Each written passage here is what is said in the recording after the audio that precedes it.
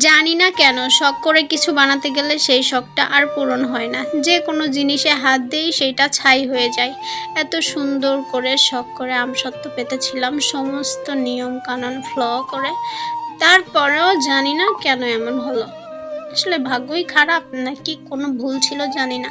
সুন্দর করে আমগুলোকে ছেঁকে নিয়ে শুধু লবণ, একটু বিট লবণ, সেই সাথে হালকা করে চিনি দিয়েছিলাম, কিন্তু তারপরে দেখি অনেক মিষ্টি হয়ে গেছে।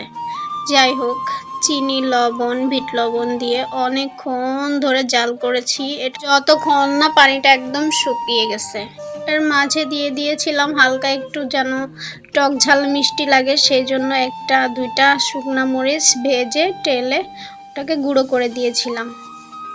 এত সুন্দর ঘ্রাণ, এত সুন্দর কালার আসার পরেও আমার আমসত্ত্বটা হলো না, কেন জানি না। যাই হোক, প্রসেসিংটাই আপনাদেরকে দেখিয়ে দিই। গ্যালারিতে ভিডিওটা পড়ে আছে। যাই হোক, ততক্ষণ পর্যন্ত নেড়েছি যতক্ষণ পর্যন্ত হাতে সইতে পেরেছে, মানে এত ফুটা ফুটেছে লাস্টের দিকে আম।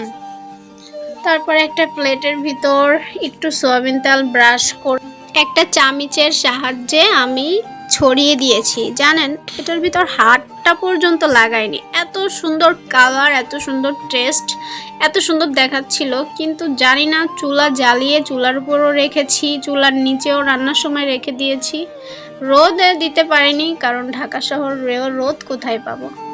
জানি না কেন এমন নষ্ট হয়ে গেছে, মনটাই খারাপ হয়ে গেছে। সবাই ভালো থাকবেন, আসসালামু আলাইকুম।